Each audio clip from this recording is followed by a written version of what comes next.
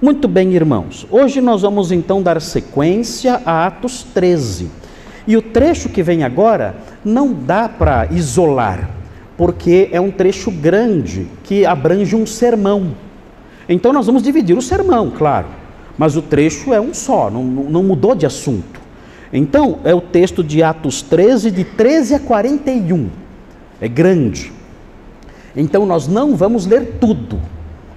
Nós vamos fazer as divisões desse trecho maior e vamos estudar esse trecho maior em 3 partes. Isso aqui, o que está acontecendo aqui, nos versículos 13 a 41, que é o sermão de Paulo em Antioquia, o texto, o que predomina nesse trecho é o sermão de Paulo em Antioquia.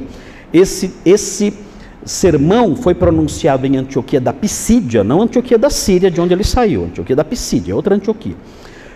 Por volta do ano 47, 46, 47. Então, situando os irmãos na cronologia, aconteceu esse sermão nessa época. É bom que os irmãos se lembrem disso, por quê? Porque ele vai pregar agora, nessa sequência de pregações que começa agora já no continente e na Turquia, ele vai pregar na região da Galácia. E isso é importante por quê? Porque logo depois que ele acabar essa viagem, tendo pregado na região da Galácia e formado comunidades cristãs nessa região, igrejas nessa região, Icônio, Listra, Derbe e Antioquia da Pisídia, que é agora, ele vai ter um problema lá muito sério, porque falsos mestres judaizantes vão se infiltrar nessas igrejas novas e vão ensinar a salvação por meio de rituais, por meio da observância de rituais e regras judaicas. Vão fazer isso. Ele mal vai plantar as igrejas e esse problema vai surgir. Homens vindos, provavelmente de Jerusalém, vão se infiltrar nas igrejas novas, predominantemente judaicas. E eles vão ensinar um outro evangelho, diferente desse que Paulo vai pregar agora. Esse que Paulo vai pregar agora é o verdadeiro evangelho. Esses homens vão pregar um outro evangelho. E vão dizer, olha, para que vocês sejam salvos, é necessário que vocês observem a circuncisão, é necessário que vocês observem dias especiais, é necessário que vocês guardem a lei mosaica, do contrário vocês não podem ser salvos, é necessário que isso aconteça. E vão dizer isso reforçando isso para os judeus que tinham se convertido e para os gentios que vão se converter, conforme nós veremos na sequência. Porque uma grande multidão de gentios vai se converter na Galácia. Então vão divulgar esse evangelho falso. E aí o que vai acontecer? O apóstolo Paulo, por volta do ano 48, ele vai escrever uma carta. Que carta ele vai escrever? Quem sabe? Para corrigir essas igrejas. É a única carta de Paulo dirigida a um grupo de igrejas. Que carta é? Nossa vida, brincadeira. Brincadeira. Não sabem. Que carta será essa? Primeira de Crônicas. Certo? Não, né? Gente do céu, a carta aos Gálatas. Estou falando que ele vai pregar na Galácia. Então ele vai escrever a carta aos Gálatas, que é uma carta dirigida a um grupo de igrejas, para corrigir exatamente isso. É a primeira carta que ele escreveu.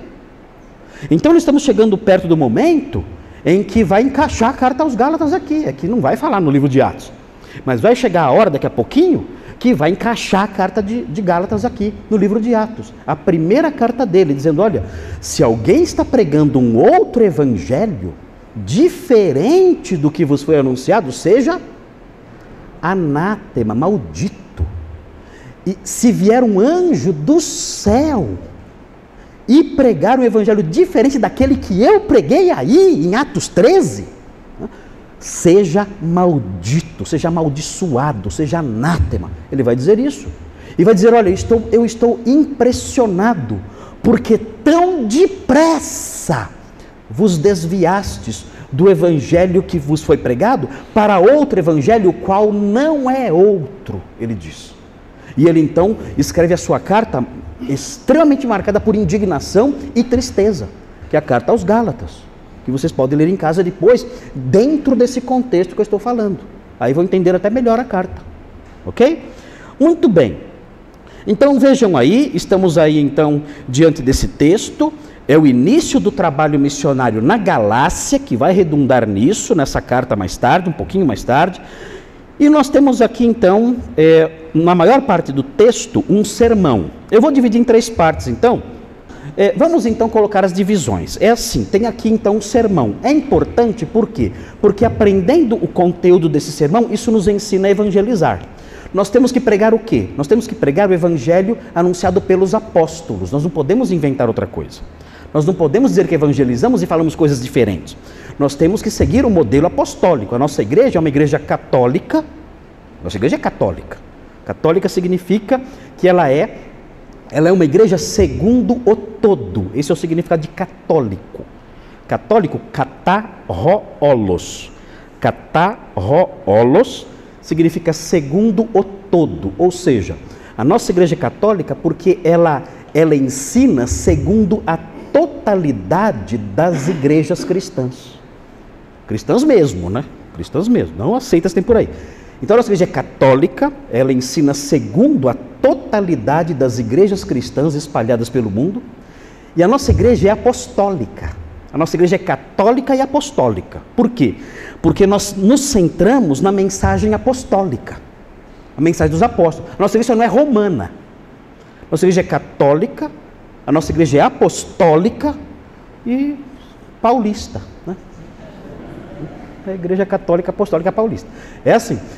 Então, nós pregamos segundo o todo das igrejas cristãs uma mensagem apostólica. E aqui nós temos um exemplo de mensagem apostólica. E temos que preservar isso para continuarmos sendo uma igreja católica e apostólica. Então, vamos dividir aí o sermão para ver como ele funciona. Bom, item 1 do sermão. Coloca lá, quem está lá é o Pedro. Pedro, escreva aí. Número 1, a primeira parte do sermão, é a exposição da história de Israel até Davi. É a primeira parte do sermão. É uma introdução longa que ele faz.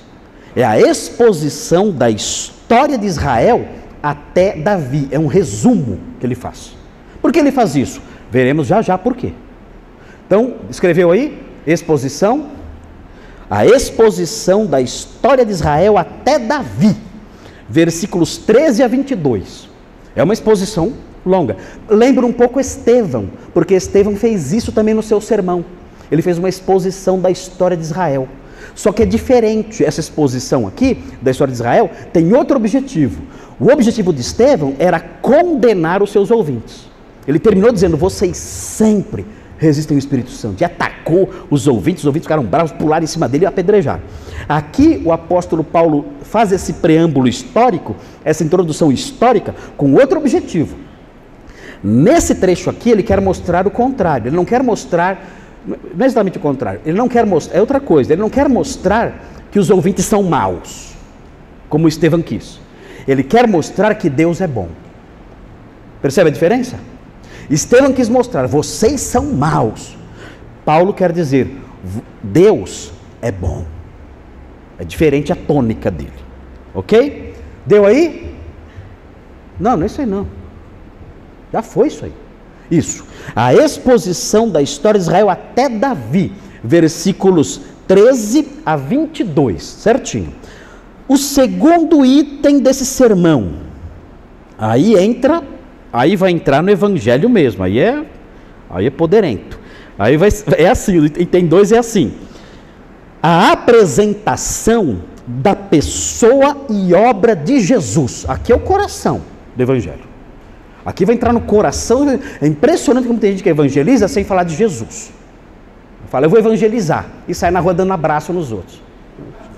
Que raio de evangelismo é isso? Até é perigoso pegar Covid. Não tem nada a ver.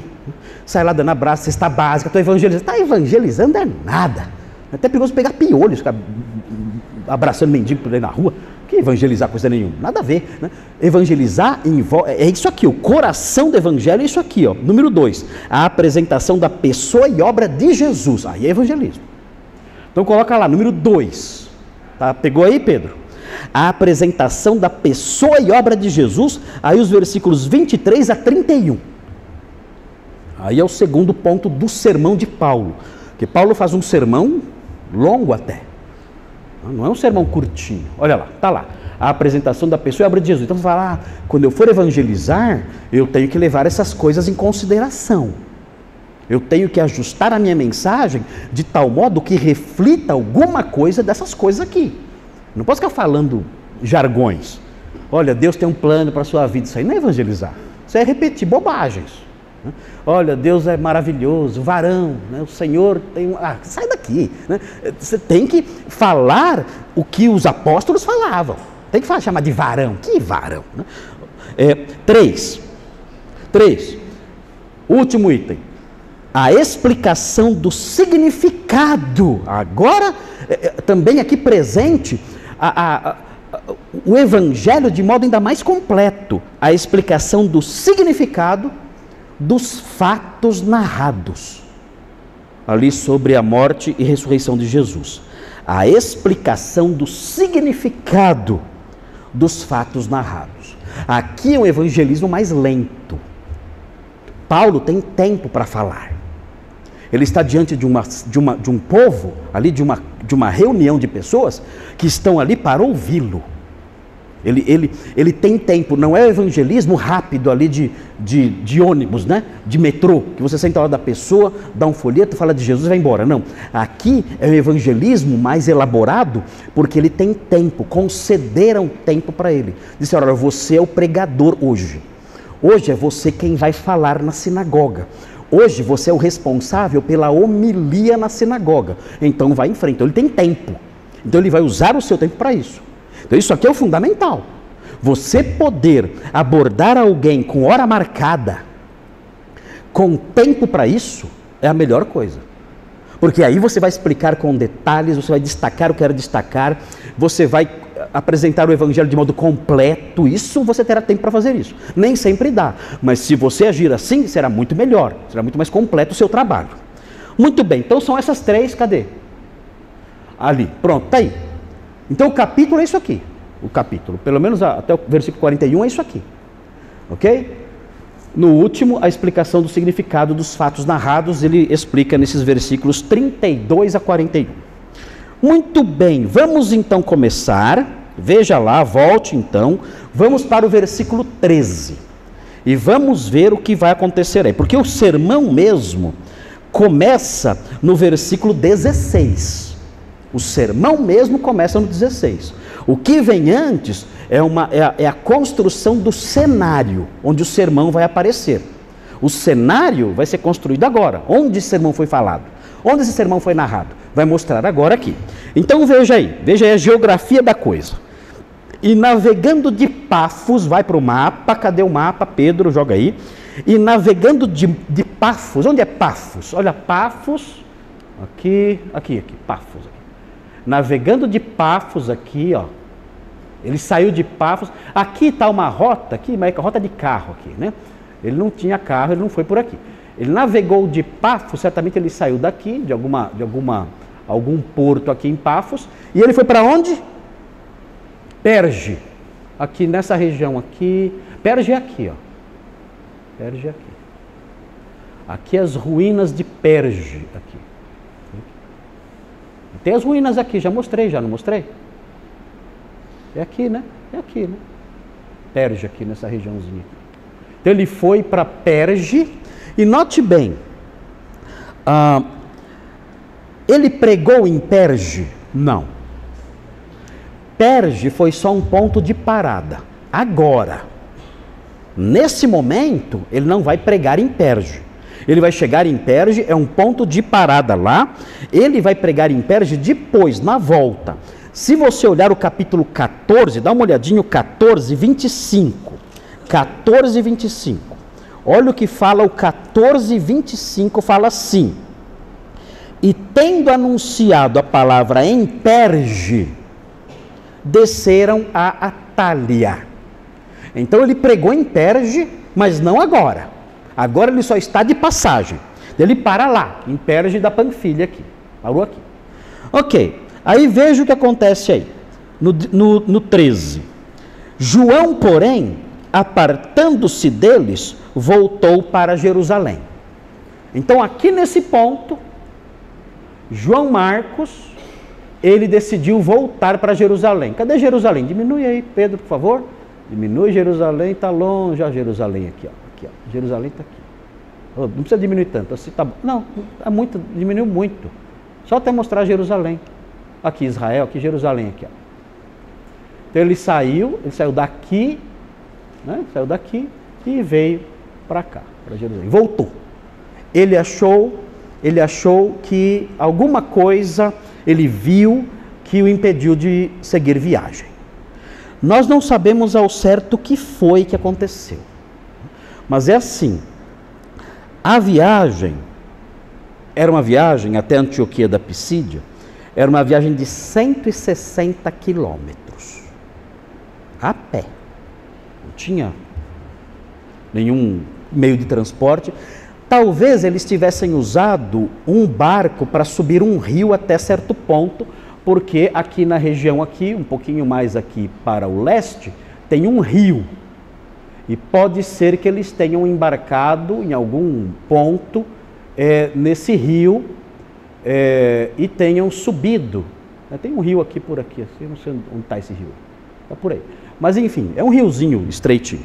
E eles podem ter usado um pouco isso. Mas a rigor são 160 quilômetros de viagem. Outra coisa, eles tinham que atravessar uma cordilheira. Essa cordilheira que está aqui, diminui de novo o mapa, diminui o mapa de novo, diminui mais. Diminui o mapa, pode diminuir.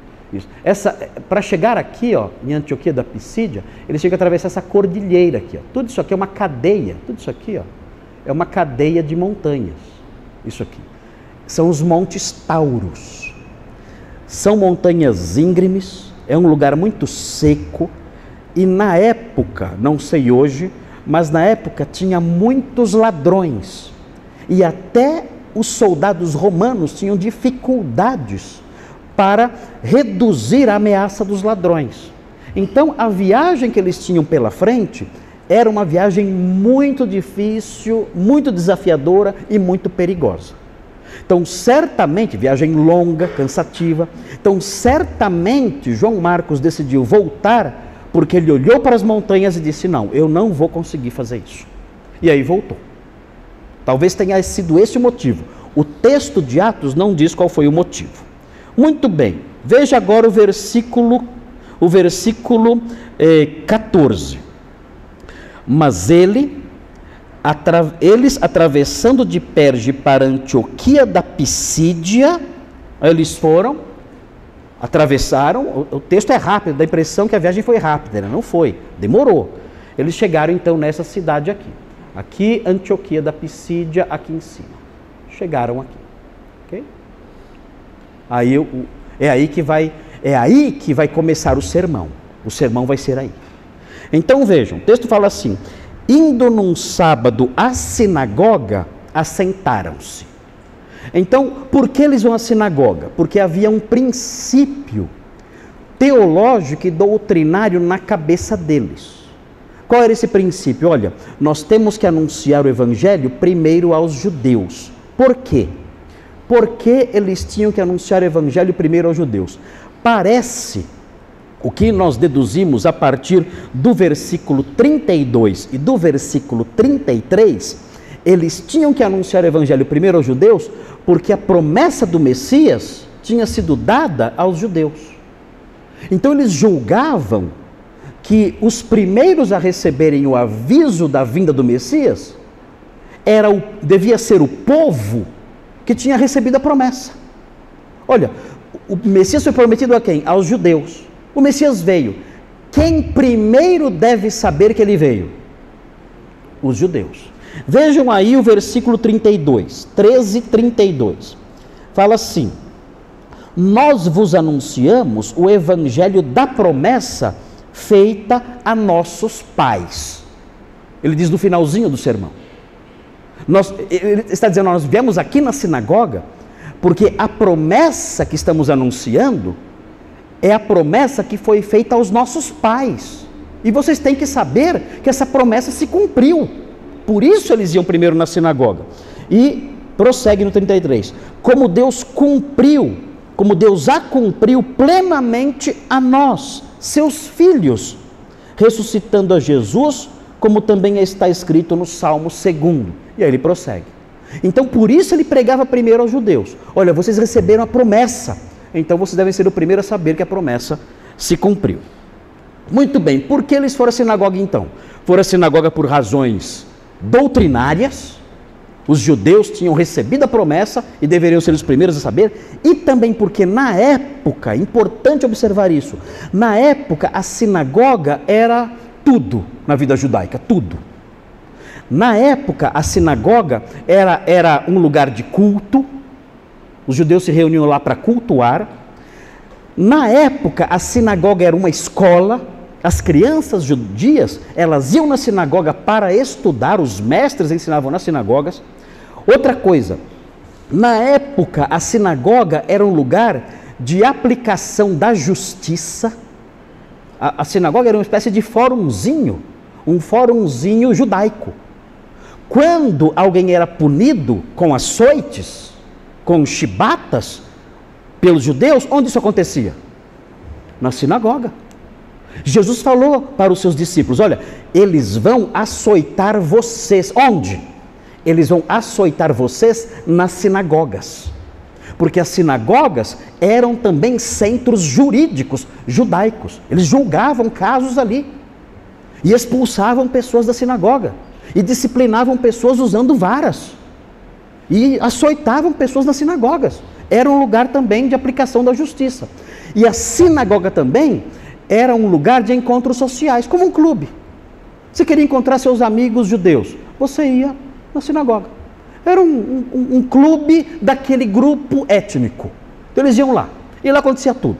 Escola, amigos conversando, aplicação da justiça, cultos, tudo ali na sinagoga.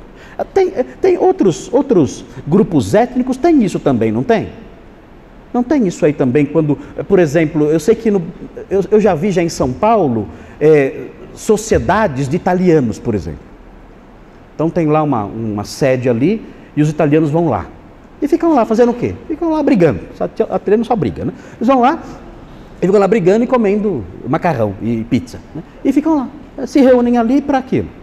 É aquele grupo lá que tem aquela sede de um clube ali, um clube italiano, e ficam lá tendo esse tempo aí. Lá tem escolas, grupos ali de interesse em alguma coisa, e ficam ali se reunindo para isso. A sinagoga era isso também. Então o melhor lugar, óbvio, o melhor lugar para você pregar para judeus seria na sinagoga. Muito bem, aí veja o que vem o versículo 15. O versículo 15 fala assim: depois da leitura da lei e dos profetas, ok, aí vai vir a pregação. Agora note o seguinte, o que nós temos aqui é um sinal, é um indício de como era a ordem de culto na sinagoga.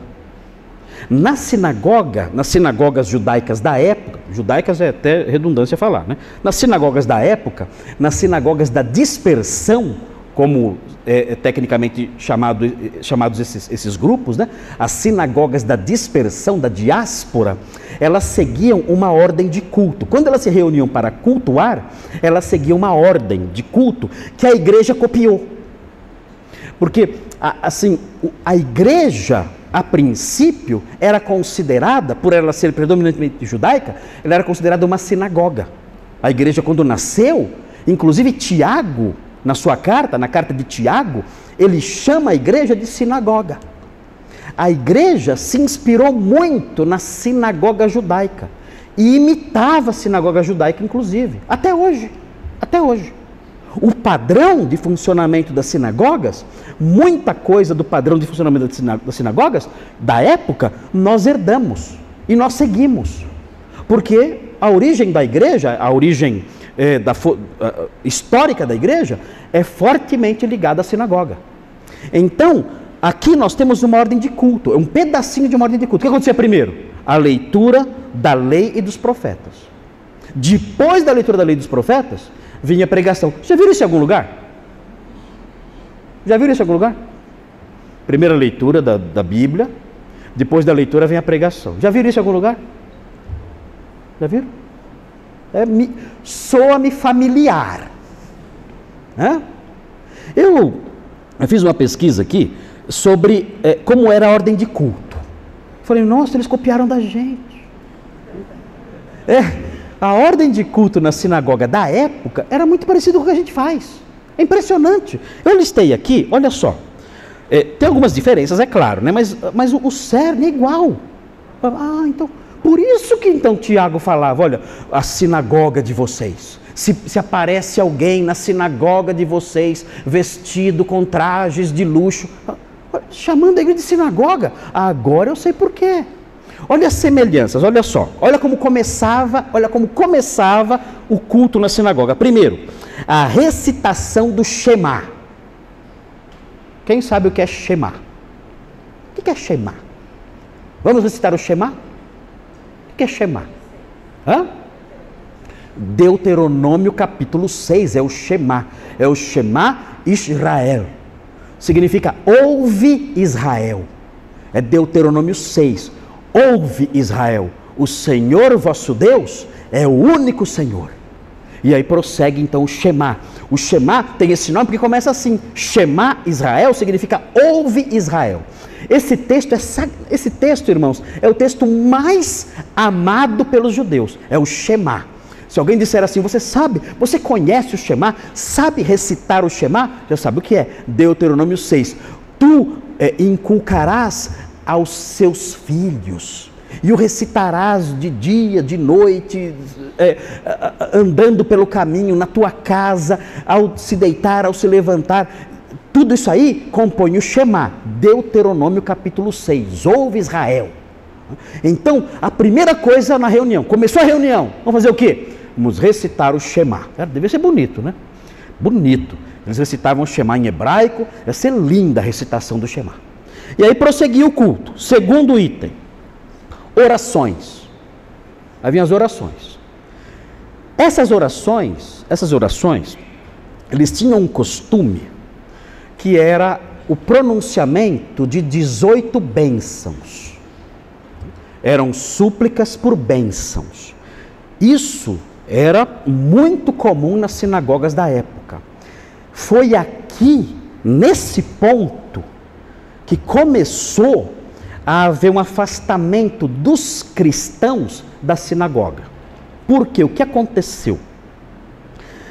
O que aconteceu foi que depois que Jerusalém foi destruída, abrindo um parênteses aqui, no ano 70, o judaísmo ficou sem templo e tudo mais, meio independente, aconteceu um concílio numa cidade de Israel chamada Jamnia, no ano 90. Gravem esse nome, o Concílio de Jamnia. É muito importante para a história da igreja esse concílio. Concílio de Jamnia, no ano 90. Esse concílio decidiu várias coisas, mas uma das coisas que esse concílio decidiu foi acrescentar às 18 bênçãos uma maldição.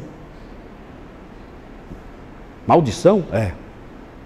Eles acrescentaram as 18 bênçãos que eram pronunciadas no começo do culto, eles acrescentaram uma maldição.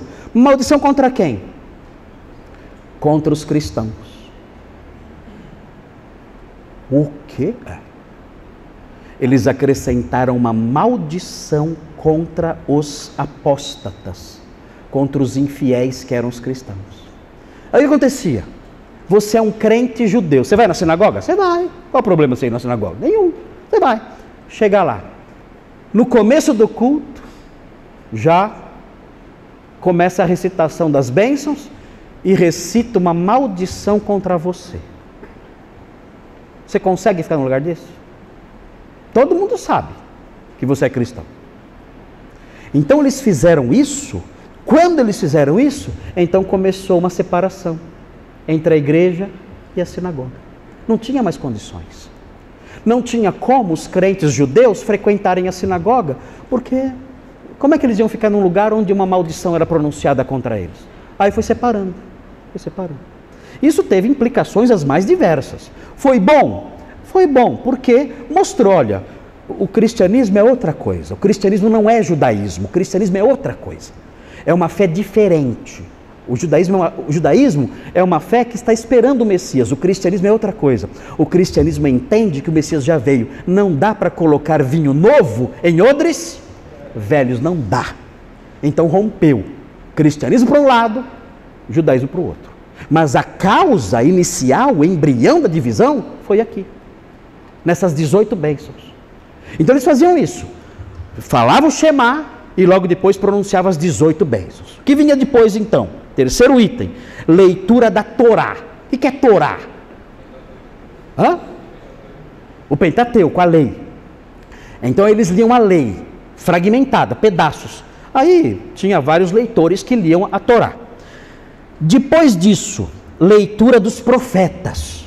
Aí vinha a leitura dos profetas, liam bastante a Bíblia. Lia bastante a Bíblia.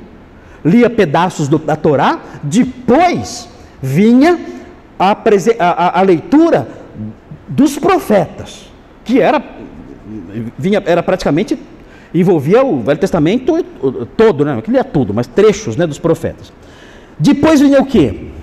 Apresentação do grupo de dança. Ai. Tinha isso? Claro que não, né? Essas bobagens absurdas, essa tolice toda não existia na época. O que vinha depois da leitura dos profetas? Aí o texto já nos ensina. O que vinha depois da leitura dos profetas? O que vinha? A pregação. Quem pregava? Quem pregava era alguém chamado pelo chefe da sinagoga, convidado por ele, combinava antes, e a pessoa trazia a pregação baseada nas leituras selecionadas que foram feitas antes. Então aí vinha a pregação. Depois da pregação, aí então havia o enunciado de uma bênção. Se houvesse um sacerdote na sinagoga, aí era enunciada a bênção sacerdotal. Se não houvesse um sacerdote, aí o chefe da sinagoga enunciava uma outra bênção. Nas igrejas não tem a bênção apostólica no final do culto? Não tem? Olha de onde vem, ó. Daqui. É cópia da sinagoga. A sinagoga terminava assim. O chefe da sinagoga enunciava uma bênção, ou, se houvesse um sacerdote, havia recitação, ele recitava a bênção sacerdotal. Você sabe qual é a bênção sacerdotal? Sabe qual é? Está no livro de Números, é linda. Olha o que ele falava. Números 6. Olha que bênção linda. Números 6. Aí vinha, então, essa bênção, se houvesse um sacerdote. Números 6. E aí acabava o culto. Acabava o culto. Números 6, 22. Disse o Senhor a Moisés, número 6, 22. Fala a Arão e a seus filhos, dizendo: assim abençoareis os filhos de Israel e dir-lhes-eis. Olha o que vem agora a bênção, curtinha, mas é bonita essa bênção aqui. Olha só: o Senhor te abençoe e te guarde. O Senhor faça resplandecer o rosto sobre ti e tenha misericórdia de ti. O Senhor sobre ti levante o rosto e te dê a paz. Ele abençoava assim. Aí acabava o culto. É bonitinho o culto na sinagoga. Legal. Parece bastante com a gente. Parece muito com a gente. A gente seguiu mais ou menos esse padrão, né? As igrejas de hoje, né, elas se afastaram muito, tem umas coisas lá que a gente não entende nada. Né? Mas o padrão deles era um padrão interessante. Então o que acontece aqui? O que acontece agora então é que nessa sequência de liturgia, vem aí o versículo 15 dizendo: depois da leitura da lei dos profetas, o texto fala assim: os chefes da sinagoga mandaram dizer-lhes. Quem são os chefes da sinagoga? Na verdade, a sinagoga tinha um chefe só, mas era costume na época chamar todo mundo que tinha envolvimento formal com o trabalho na sinagoga de chefe também, por questão de honra, de respeito. Então, se a pessoa tinha alguma função na sinagoga oficial, ela era chamada de chefe da sinagoga também. Mas tinha um chefe só. Os outros eram chamados de chefes por questão de consideração. Então veja, depois da leitura da lei dos profetas, os chefes da sinagoga mandaram dizer-lhes, esses homens eram responsáveis pelo culto. Eles lideravam os cultos. Eles que chamavam as pessoas para fazer a leitura, eles que chamavam as pessoas para pregar. E aí ele fala assim, olha o que o chefe fala, os chefes falam. Irmãos, falando para Paulo e Barnabé. Se tendes alguma palavra de exortação para o povo, dizei-a. Aqui é estranho, porque a impressão que dá quando a gente lê o texto é assim, olha, tem 2 visitantes aqui hoje, né? Nós nunca vimos esses homens, mas vocês querem usar da palavra? Fiquem à vontade. Será que foi isso? Gente, ninguém é louco de fazer isso. Imagina. Já pensou o pastor fazer isso? É pessoa que eu estou aqui na nossa sinagoga e chega um estranho e eu falo, irmã visitante, a primeira vez que você vem aqui, vem aqui pregar aqui à frente. Eu? Você não é crente? Sou. Venha fazer um sermão aqui, venha pregar aqui na frente. É perigoso isso? O que vocês acham? É perigoso. Antigamente, quando era menino, não era perigoso. Não era. Quando era menino, isso era comum. Suponhamos, eu me lembro isso várias vezes, eu estava na minha igreja, chegava um pastor. Eu sabia que era pastor porque os pastores na época só andavam de terno e gravata. Podia estar 70 graus lá fora, ele vinha de terno e gravata. E vinha lá. Terno e gravata e colete. E vinha. A bibliona assim. E ele falava, e geralmente falava com impostação de voz, né? Ô amado, como está o irmão? Você é pastor, né? Era uma espécie de padrão de conduta que era assim, era normal. Não era nem hipocrisia, era normal, era assim mesmo. E a pessoa chegava então na igreja e sentava lá. Ele estava de férias e foi visitar uma igreja. Aí, o pastor da igreja, isso entre os batistas, não sei como eram outras denominações, isso há muitos anos atrás, eu era garoto. Não muitos anos, mas né, eu era mais jovem. Aí o pastor falava assim, eu vejo que ali tem um irmão ali atrás, pois não, você pode se apresentar? Aí o pastor se levantava e falava assim, olha, eu sou pastor da igreja batista de, sei lá, Uberlândia, né? Eu estou de férias, vim aqui visitar meus parentes e tal. Ah, o senhor é pastor da igreja batista em Uberlândia? O senhor pode vir à frente e dar uma palavra à igreja? E a pessoa ia. A pessoa ia e ela já, era engraçado, nossa, como eu lembro disso. A pessoa vinha pelo corredor já abrindo a Bíblia assim. Eu lembro disso, é tão gostoso. Ele vinha andando já procurando o texto bíblico assim. Aí chegava lá, na frente, eu quero saudar os irmãos, né, e quero deixar aqui com os irmãos uma palavra de saudação da igreja em que eu sou pastor, né, e eu gostaria de compartilhar um trecho das Escrituras com os irmãos, né, e aí lia ali um salmo, falava ali alguns minutos e tudo mais, e todos ouviam. Aí o pastor falava assim, pastor, não volte para lá, sente-se aqui comigo, aqui à frente. Então o pastor, né, ele ajeitava a gravata, sentava lá na frente e assistia o culto ali. Isso aí era a coisa mais comum da terra. Todo mundo fazia isso. Não tinha perigo, não tinha problemas. É que os irmãos, jovens agora, mais jovens, vivem em outro tempo.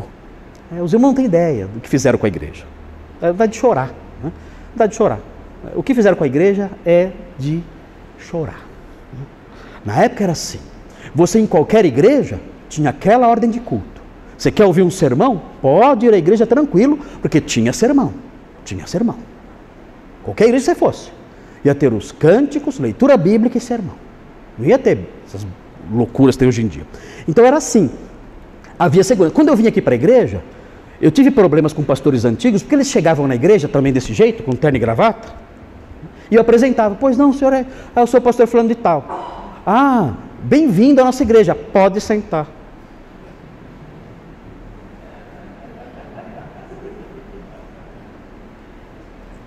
Bem-vindo, pode sentar. Por que eu fazia isso? Tinha medo. Morria de medo, porque já tinha começado a época dos absurdos. Como é que eu vou dar palavra para esse homem? Eu não conheço. Aí ele vem aqui à frente e começa a amarrar demônio. Está amarrado, está amarrado essa parede, está amarrado esse teto. Ia ser muito pior. Eu teria que falar assim, olha, vou pedir para o senhor sentar e por favor, se puder ficar de boca fechada, agradeço. É porque parou, não pude mais fazer isso. Triste, né? Muito triste. Mas note bem, na época, isso aqui que vemos aqui, eu lembrei disso, que eu estava lendo esse texto, eu lembrei disso aqui. Pastor Pedro lembra dessa época? Lembra disso? Quando era menino, lembra dos pastores indo à frente? O pastor Pedro lembra e confirma lá minhas histórias. Né? Pastor Thomas não lembra, né? Você é mais novo, né? Lembra um pouquinho? Mais ou menos, né? O pastor Nicolas nem não estava nem nos planos eternos, pastor. Foi um acidente dos decretos. Né? Mas enfim, o Júlio lembra. Júlio, você se converteu quando? Com 28 anos? Faz muitos anos também, mas não pegou essa época. Faz bastante tempo. Não veio não. Faz muito tempo. Ok. Mas notem, quando eu li esse texto aqui, eu falei, nossa, mas parece que é uma coisa meio liberal, né? Vocês estão visitando aqui, vem à frente falar. Não era isso. Quando nós olhamos a gramática do texto, é interessante isso. Quando nós olhamos a gramática do texto aqui que Lucas compôs, Lucas está dizendo, quando ele fala assim, se tendes alguma palavra, esse se tendes, essa construçãozinha, essa condicional, mais esse indicativo aí, o presente do indicativo, essa construçãozinha do condicional mais o indicativo, aponta para, não para dúvida, mas para certeza. Tipo assim, ó, já que tendes uma palavra de exortação para o povo, opa, é esse o sentido? Não é que ele está dizendo, ó, se vocês quiserem falar, podem, não é isso. Está dizendo assim, olha, já que vocês têm uma palavra de exortação para dizer para o povo, podem dizer. Agora, se eles falaram isso para Paulo e para Barnabé, o que significa na verdade isso? Que eles já tinham o quê? Combinado. Então o que aconteceu? Pela construção gramatical, certamente Paulo e Barnabé, quando chegaram na cidade, procuraram os chefes da sinagoga. E foram até eles e disseram, olha, nós queremos, na hora da pregação, se você nos permitir, você que é o responsável pelo culto, se você nos permitir, nós queremos dar uma palavra, nós queremos pregar. Eu sou Paulo, eu sou de Jerusalém, eu fui instruído aos pés de Gamaliel, eu sou um rabino, eu tenho formação judaica, eu fui instruído aos pés, eu sou formado em teologia judaica, eu sei pregar, e eu gostaria, você já deve ter ouvido falar de mim, não sei, mas eu gostaria de trazer a pregação, depois da leitura da lei dos profetas. Se você me permitir, eu gostaria de fazer isso. E aí, certamente, o chefe da sinagoga checou o que deveria checar, e disse, ok, sem problemas, você então será o pregador no sábado. E aí, quando chegou esse momento, ele disse, já que vocês têm algo a dizer, esse é o momento. E é então que começa aí o sermão. Aí o apóstolo Paulo se levanta, já tudo certinho, não foi improvisado, já tinha se preparado. E aí então ele vai à frente e vai começar o sermão. Muito bem, o versículo 16 a 22 tem aí o sermão. O sermão nessa parte é um preâmbulo histórico. E note, veja aí no 16 a quem o sermão é dirigido. Olha aí, Atos 13, 16. Ele fez um sermão para quem? Para que grupo étnico? Ele fez um sermão para um grupo étnico específico. Está aí no versículo 16. Paulo, levantando e fazendo com a mão sinal de silêncio, disse, varões israelitas, o sermão é para quem? Para judeus. Isso vai fazer alguma diferença? Vai. Vai fazer diferença na mensagem do Evangelho? Na mensagem, não, porque a mensagem é a mesma. Mas vai fazer diferença na forma de abordar? Vai. Porque o que ele vai falar agora, ele vai contar a história de Israel, isso só fazia sentido para quem? Para os judeus. Se ele contasse a história de Israel para os gentios de alguma cidade ali da Turquia, que relevância isso teria? Nenhuma. Então a abordagem dele vai levar em conta o grupo que ele está falando. Ele vai falar para pessoas usando recursos verdadeiros, válidos, mas levando em conta a realidade deles. E note, ele fala, varões israelitas e vós outros que também temeis a Deus. Quem são? Esses que são os tementes a Deus são gentios que se simpatizam com o judaísmo, que vão à sinagoga. Só que eles não são circuncidados. Eles são gentios que se converteram ao judaísmo, mas não totalmente. Então eles se simpatizam, vão à sinagoga, guardam a lei, observam a ética judaica, mas eles não se circuncidaram, não se transformaram em judeus. Um judeu meio fake, né? Mas não fizeram isso. Então ele dirige o sermão a essas pessoas. Predominantemente ele dirige o sermão aos israelitas. E note então o que ele faz. Ele começa aí, e o que ele enfatiza no sermão todo, é aí que é importante. É esse conteúdo que vai nos ensinar a pregar. O que ele enfatiza? Ele faz uma longa introdução, resumindo a história de Israel, que é essa parte que estamos vendo agora. É uma longa introdução enfatizando a história de Israel. Ele vai mostrar isso aí. Como é que nós vamos fazer isso? Se a gente for evangelizar alguém, essa parte é uma parte que nós temos que ajustar. De que jeito? Já já eu falo. Vai ter um jeito de ajustar isso. Não vai adiantar eu ficar contando a história de Israel para alguém quando eu for evangelizar uma pessoa aqui no Brasil. Eu não conheço nem a história do Brasil, né? E não faz sentido eu ficar falando da história de Israel. Mas o apóstolo Paulo conta a história de Israel destacando a bondade de Deus, a disposição benigna de Deus, a sua misericórdia, a sua graça. Isso eu vou enfatizar. Mas a história de Israel não tem porquê eu falar para pessoas de outras etnias. Outro item que ele destaca: a responsabilidade dos judeus na morte de Jesus. Ele faz isso. Pedro fazia isso também. Vocês, judeus, mataram. Os judeus de Jerusalém mataram Jesus.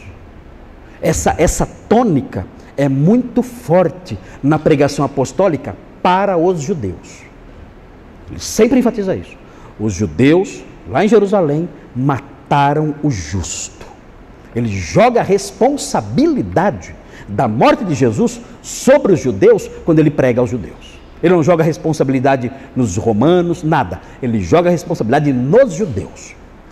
Letra C, outro item. O contraste entre a morte de Jesus e o triunfo da ressurreição. Ele fala, ele morreu, humilhado, mas ele ressuscitou dentre os mortos. Isso aí toda pregação apostólica tem. A morte e a ressurreição de Jesus. Não bastava para os apóstolos falar, olha, Jesus é bonzinho, Jesus foi um amor de pessoa, é muito fofo. Não. Ele falou, ele morreu, ele foi morto pelos seus inimigos, mas ele ressuscitou. A vergonha da cruz foi substituída pela glória da ressurreição. Ele destaca isso. Depois ele vai explicar o significado disso. Depois vem o testemunho apostólico. O que significa? Ele vai dizer, olha, os seguidores dele viram ele ressurreto. Ele apareceu para as pessoas. E esses seus discípulos o viram e falaram com ele. Então realça isso. O testemunho apostólico. Pedro fazia isso também. Ele falava, eu vi, nós vimos, ele apareceu para nós. Eu vi e os outros seguidores dele viram também. Nós vimos o Senhor ressurreto. Então essa parte na pregação apostólica era muito, muito frequente também. Além de apontar a morte e a ressurreição, o testemunho visual, é assim que fala, não? O testemunho oracular, oracular é de falar, né? Testemunho ocular, me fugiu a palavra.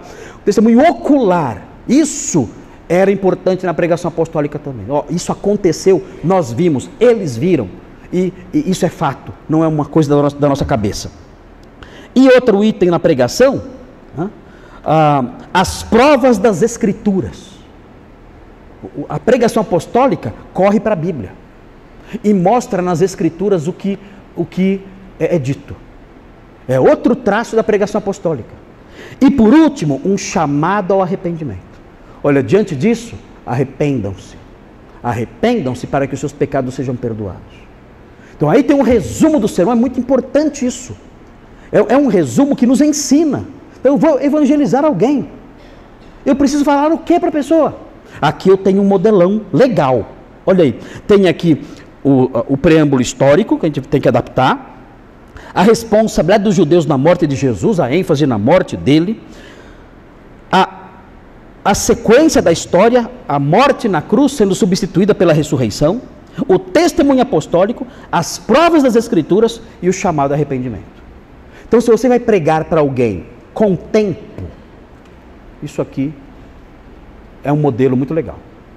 Você vai chegar e dizer, eu tenho que colocar esses itens na hora que eu for falar. Aparece a oportunidade, não aparece? Mas aparece. Olha, você pode marcar com alguém. Você, olha, eu quero ir na sua casa. Olha, alguém pergunta para você, o que você crê? O que você vai fazer lá na igreja? Por que você é crente? Assim, ó, eu posso te falar agora, mas eu posso ir um dia na sua casa, marcar um horário? A gente come uma pizza lá e depois disso eu te explico com calma. Posso? Pode.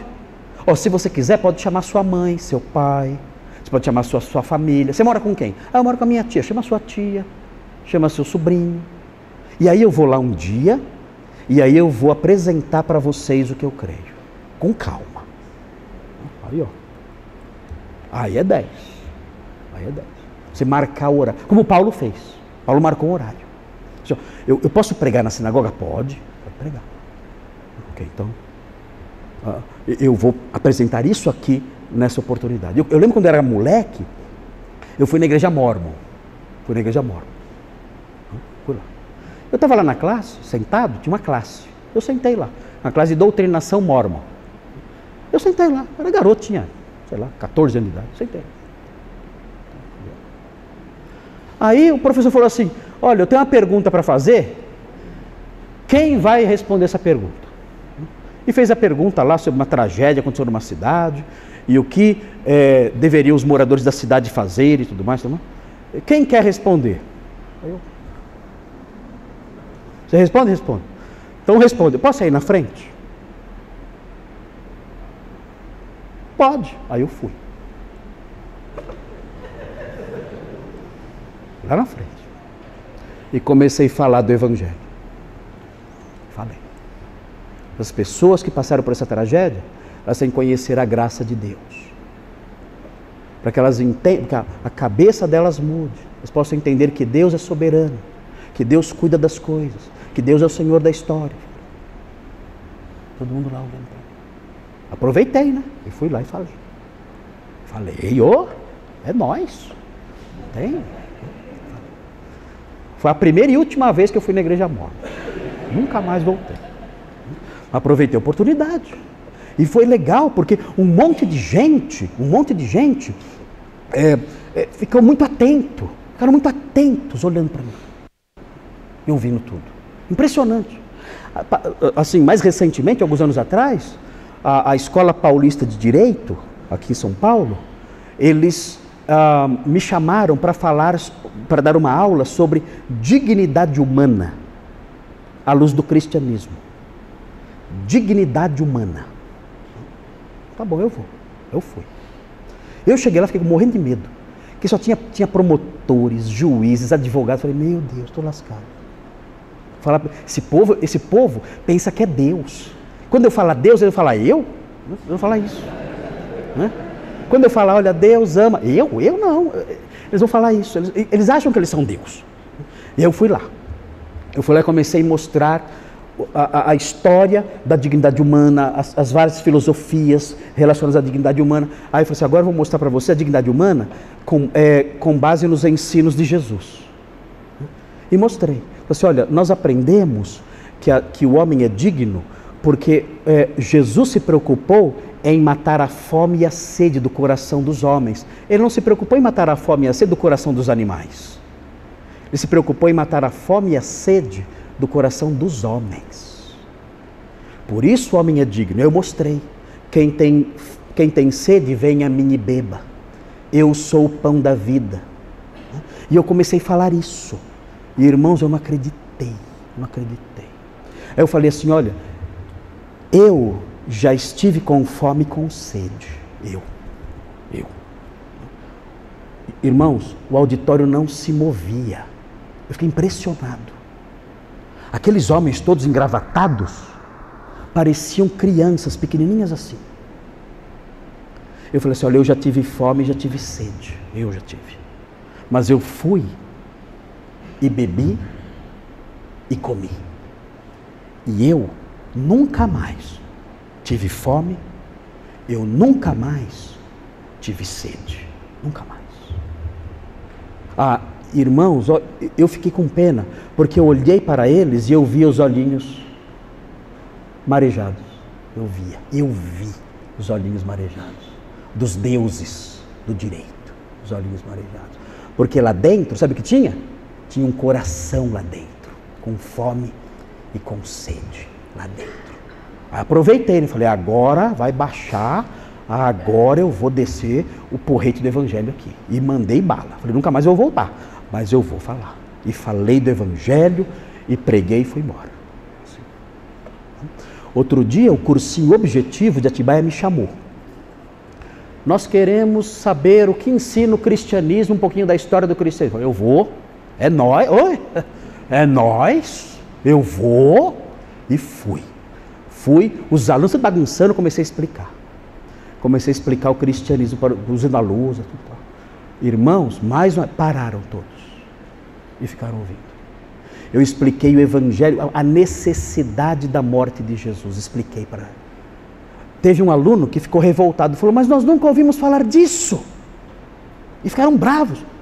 Eu vou numa igreja nunca me disseram nada disso. E eu falei, olha, ok, então fique revoltado sem problema. Mas agora que você sabe, o que você vai fazer? É legal ficar revoltado com os outros que não te contaram. Mas agora que você sabe, o que você vai fazer diante disso aqui? Você vai crer ou vai rejeitar? Ou vai passar o resto da vida jogando a culpa nos outros? E preguei o evangelho de novo para a molecada lá. Outro dia os maçons me chamaram para ir numa loja maçônica. Chamaram. Você pode vir aqui fazer o quê? Eu não sou maçom. Não, vem aqui porque nós queremos ouvir várias opiniões sobre várias religiões. Então vai vir você, vai vir o líder da comunidade islâmica de São Paulo e vai vir um rabino aqui. Então nós queremos ouvir os três. Falei, eu vou, é nós. Eu vou. E fui. Já foram numa loja maçônica? É estranho, é muito estranho. É todo cheio de quadros e estátuas, e eles com roupas rituais e tudo mais. Quando eu entrei, começaram a tocar uma música, né? Tudo escuro, assim, fiquei até com medo. Falei, nossa, isso aqui, né? Aquela música tocando, né? Assim. Tem umas cadeiras lá, e um monte de coisa. Falei, nossa, o que é isso, né? Eu sentei lá. Falei, bom, quem vai falar primeiro é o pastor. Falei, tá bom. Aí eu preguei o evangelho para todos eles.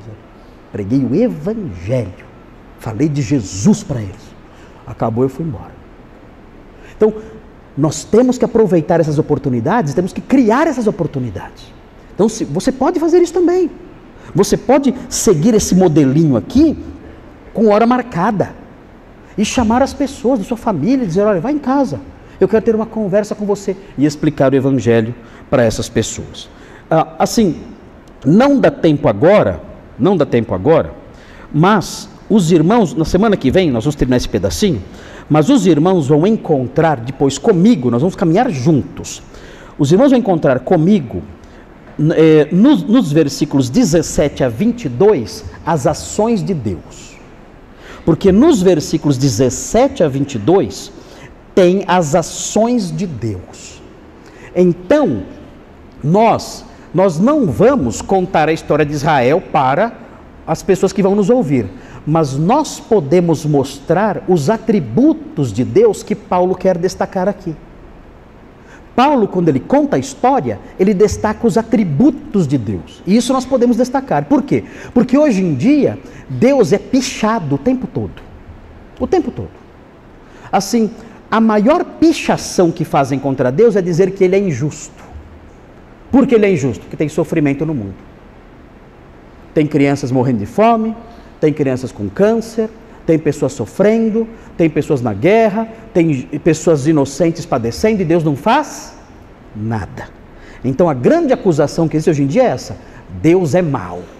Deus é mau, ele é indiferente, ele é injusto. Se ele existe, ele não existe. Mas se ele existe, não tem ninguém pior do que ele. Eu sou melhor do que ele, porque eu não faria o que ele faz. Eu não deixaria acontecer o que ele deixa acontecer. Então as pessoas de hoje, elas são doutrinadas com isso o tempo todo, por meio de filmes e televisão, o tempo todo dizendo isso. Aqui nós temos uma apresentação de Deus que defende o caráter de Deus benigno. E temos que resgatar isso. Então, na semana que vem, nós vamos olhar as expressões que descrevem as ações de Deus nesse sermão. O texto vai dizer que Deus escolheu Israel, que Deus fez Israel prosperar, ele exaltou Israel, vai dizer que ele livrou Israel com braço forte, vai dizer que Deus suportou as iniquidades do povo com paciência, vai dizer que Deus deu a terra a Israel, deu os juízes, os reis a Israel, vai mostrar a bondade de Deus. Então esse é um item do sermão que temos que resgatar. Deus é bom. Não é Deus mau, como dizem por aí. Deus é bom. E depois de dizer isso, vamos dizer, ele é tão bom que deu o seu próprio filho. Aí a gente entra na história da redenção. Muito bem. Então, na semana que vem, nós continuamos e veremos isso. Veremos a partir do versículo 16, nós veremos então esses itens. Os itens que Deus destacou do caráter de Deus e que nós temos que destacar quando formos evangelizar alguém com um tempo maior. Um tempo maior. Aí, destacando isso, estaremos então pregando o evangelho.